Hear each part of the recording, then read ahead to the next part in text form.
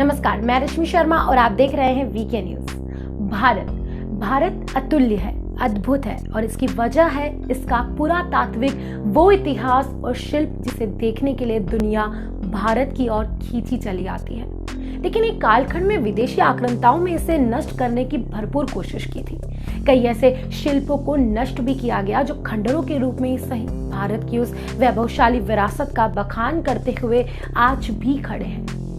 भारत कितना संपन्न, कलात्मक रूप से वैभवशाली और सांस्कृतिक तौर पर कितना समृद्ध था, ये हमारा इतिहास हमें बताता है।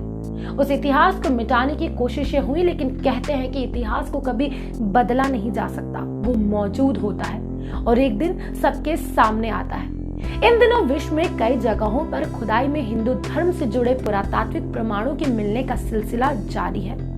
पिछले दिनों वियतनाम में एक 9वीं शताब्दी का विशाल शिवलिंग खुदाई में मिला था, तो हाल ही में ओडिशा में पानी के अंदर हजारों साल पुराना एक मंदिर मिला है। अब ऐसे ही बनारस में भी बबनियाऊ गांव में ऐतिहासिक कालखंड की खोज कर रही टीम को एक मुखी शिवलिंग मिला है। जब टीम ने और गहरी खुदाई की तो इस मंदिर के गर्भगृह का पूर्वाभिमुख प्रवेश द्वार भी मिला है।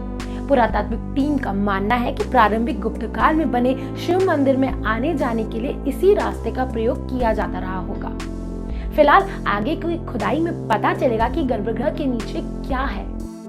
यहाँ खुदाई में एक मुखी शिवलिंग और गर्भगृह का मिला है। शिवलिंग की चारों दिशाओं में 1 मीटर के वृत्ताकार में सफाई भी शुरू कर दी गई है।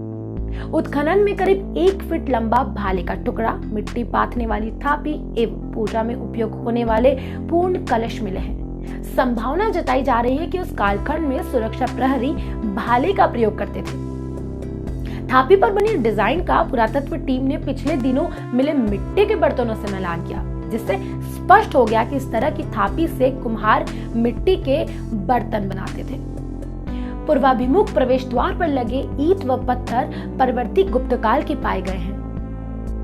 बबनियाऊ गांव उत्खनन के निर्देशक एवं बीएचयू के प्राचीन भारतीय इतिहास, संस्कृति एवं पुरातत्व विभाग के विभागाध्यक्ष प्रोफेसर ओमकारनाथ सिंह और प्रोफेसर एके सिंह ने बताया कि मंदिर के पूर्ण स्वरूप को जानने के लिए चौकोर दीवार के कुछ भागों को हटाया जाएगा, जिससे इस मंदिर की शैलीगत विशेषताओं तथा इसके स्वरूप की जानकारी मिल सकेगी।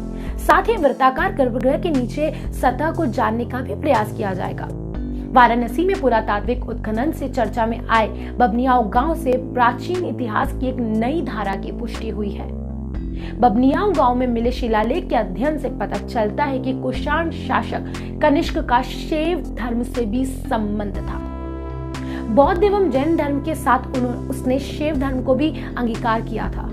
अब तक देश में कुषाण शासकों के बौद्ध एवं जैन धर्म से ही संबंध शिलालेख में मिले थे। ये पहला शिलालेख है जिससे कुषाणों के शैव धर्म से भी संबंध होने की पुष्टि हो रही है। बबनियाऊ गांव में मिला शिलालेख कनिष्क शासन के 3रे और 7वें वर्ष 81वें तथा 85 ईस्वी का है। प्रोफेसर सुमन जैन ने बताया है कि इस शिलालेख ने बबनियाऊ गांव को ऐतिहासिक दृष्टि से महत्वपूर्ण बना दिया है। यहाँ लगभग 4000 वर्ष पुराने कुषाण एवं गुप्तकालीन पुराशेष मिले हैं, जिसमें शिव पार्वती की मूर्ति, एक मुखी शिवलिंग, शिव मंदिर तथा शिवलिंग प्रमुख है। ये पुरावशेष बबनियाऊ गांव को शिव धर्म का होने का प्रमाण देते हैं। साक्ष्य बताते हैं कि कुषाणों की जितनी आस्था जैन और बौद्ध धर्म के प्रति थी, उतनी हिंदू धर्म के प्रति नहीं थी। भारतवर्ष के विभिन्न भागों से प्राप्त अभिलेख जैन और बौद्ध धर्म से ही संबंधित है। कुषाण राजाओं ने इन्हीं दोनों धर्मों को राजकीय प्रश्रय भी प्रदान किया था। प्रोफेसर सुमन ने कहा कि भारतीय संस्कृति में दूसरी संस्कृतियों को ग्रहण करने की अद्भुत क्षमता रही है, इसीलिए दूसरे धर्मों से समन्वय बनाने में कभी अड़चन नहीं आई। कालांतर में कुषाणों एवं वैदिक सनातन धर्म के बीच भी समन्वयादि विचार का प्रसार हुआ। कुषाणों ने धीरे धीरे हिंदू धर्म को स्वीकार किया, जिसकी पुष्टि बबनियाऊ गांव से प्राप्त इस शिलालेख से होती है। तो देखा आपने, भारत कितना समृद्ध रहा है, उसका इतिहास कितना संपन्न है, लेकिन उस इतिहास को कुछ लोगों ने सामने नहीं आने दिया। लेकिन अब उस दिशा में भी काम शुरू हो गया है। भारत की असली पहचान को विश्व के सम्मुख लाया जा रहा है। इस खबर पर आपकी क्या राय है, आप कमेंट बॉक्स में मुझे जरूर बताएं। चैनल को सब्सक्राइब कर लीजिए और बेल बटन भी दबा दीजिए। बने रहिए वीके न्यूज के साथ। जय हिंद, जय भारत।